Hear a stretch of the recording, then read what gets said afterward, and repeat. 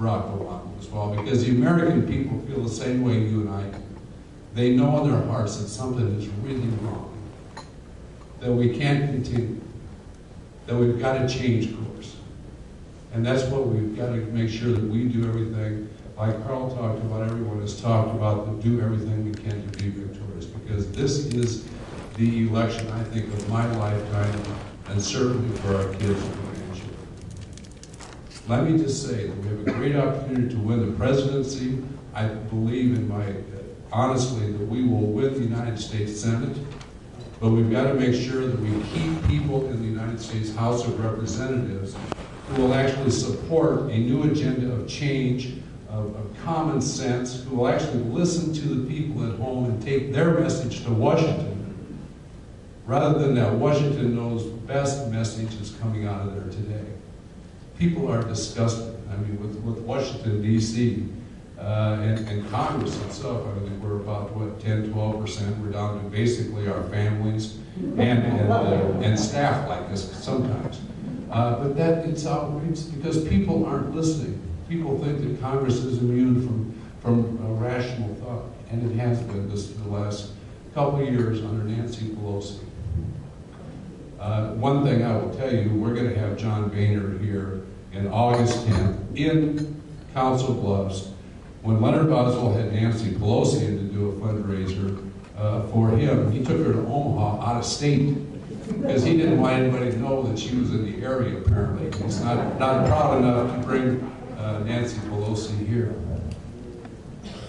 But this congressional race, and with reapportionment, you all know that there's been major changes. That's going from 5 seats to 4 seats. My good friend Steve King and I were together. I thought it was crazy for 2 of us to run against each other and let 3 liberal Democrats basically have a free ride. So I have moved, and I'm honored to the opportunity to represent Pottawattamie County in this great district. And we are going to work our hearts out to make sure that we do win in this district, because it is absolutely critical. We have got to have people in there who will support the right policies and bring this country back. Let me just say that I think the clearest choice of any, and this race has national interest. There's been actually 2 big stories in the New York Times. There's 3 people in Iowa that have read the New York Times probably, but nationally, or that care what's in the New York Times. But this is national attention. It is one of the most supposedly competitive races in the country. Only 2 races in the country that have incumbents running against each other from the Republican and Democrat side. So we're going to get a lot of attention. But this is also the clearest choice of any congressional race I think you can find in the country. Very different voting records. You look at Leonard Boswell and Nancy Pelosi voted for the Wall Street bailout. $700 billion given to the Secretary of Treasury to spend any way he wants to. I voted on principle. When you look at the stimulus package, $787 billion, that's actually with interest, is going to be a $1.1 trillion of cost before it's over with, that he supported. Basically a huge expansion of the federal government was still paying the price of that stimulus package in increased levels of discretionary funding. A disaster. Leonard Boswell and Nancy Pelosi voted for it. I voted against it in principle. You ever heard of cap and trade? The Mid-American Energy said would raise our utility costs 20 to 25%, would raise the price of gasoline 50 cents a gallon, would kill agriculture out here as far as increased cost of inputs. Leonard Boswell and Nancy Pelosi voted for cap and trade because they want the government to control all of the energy in the country and pick and choose which sources of energy we can all have.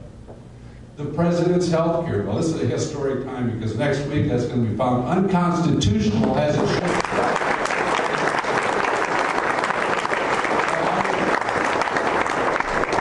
You know, Leonard, on a couple of these things, Leonard said, well, I really don't like him. You know, that's when he was in the office yet, when he walked over to the floor of the House and he voted the other way. I always wondered, where did Nancy grab him between the time he left his office to, in which hallway did she go?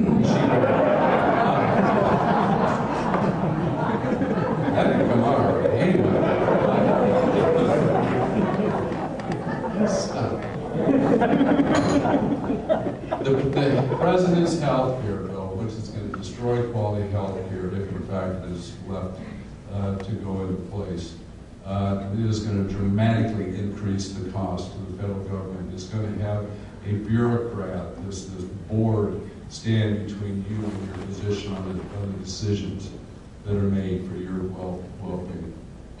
It is an outrageous, unconstitutional bill, the individual mandate.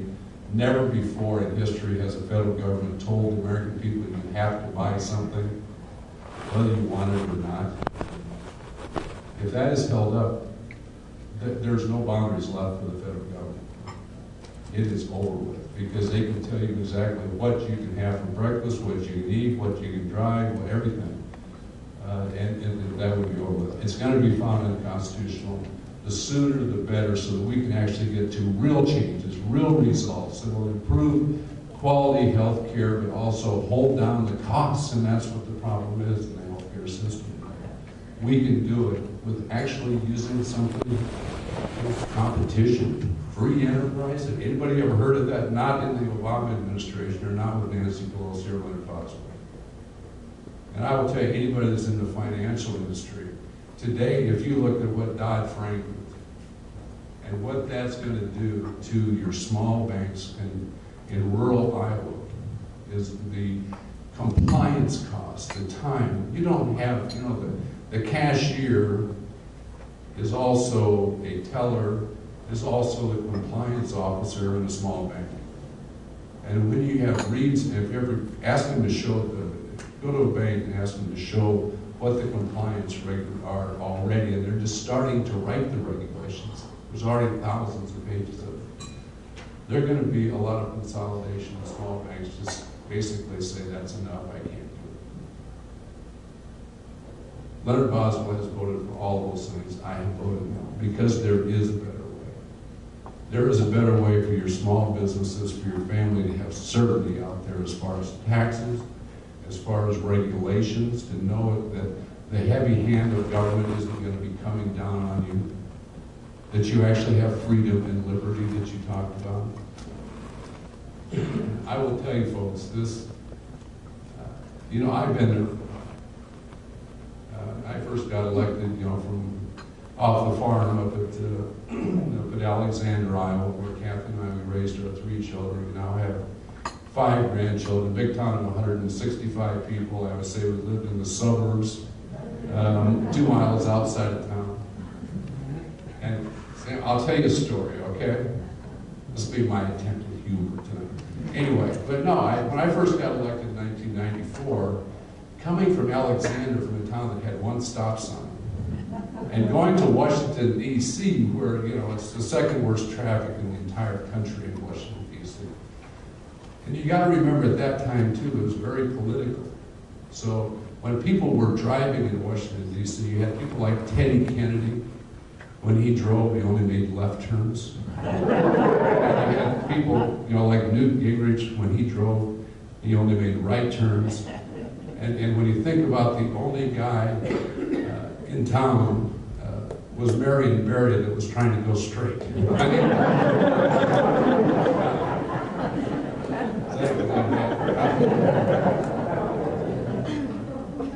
Well, let me,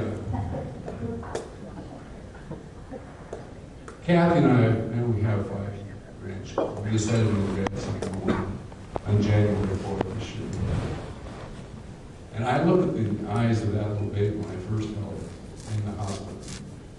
And I think about that child being $50,000 in debt when it took its first breath, because of the irresponsible spending, irresponsible policies in Washington, D.C. And what effect that has for our future, for that grandchild. The fewer opportunities that that child may have. Folks, there is a fundamental choice to be had in this next election.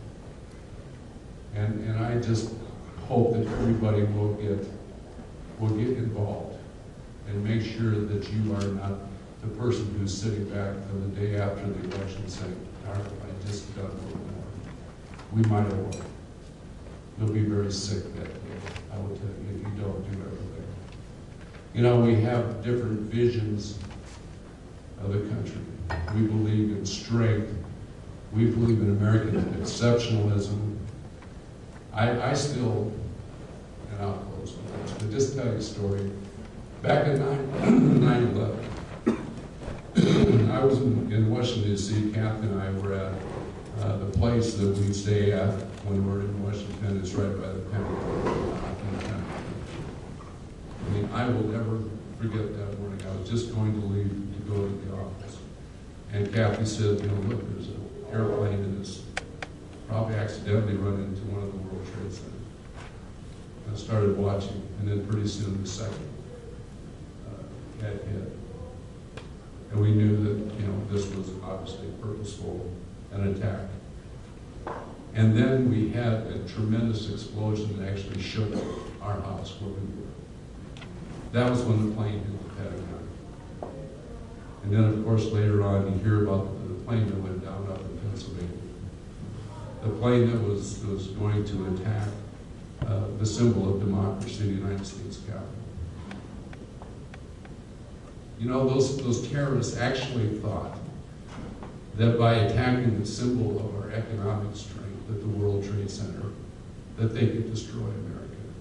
That by attacking and destroying the Pentagon, the symbol of our military strength, and the strength we have is around the world, that they could destroy America. And if they would have hit the Capitol, they would have thought that they had destroyed freedom as a symbol of freedom for the world. To me, folks, that tells me they have a fundamental misunderstanding of what America is. Because America is a dream. It's the American dream. It is freedom. It is liberty. That's what this election is about. For people to understand that this country is at stake and do something about it. And I would just ask you to join with me making sure that we are successful for the right reason this November. Thank you all very much.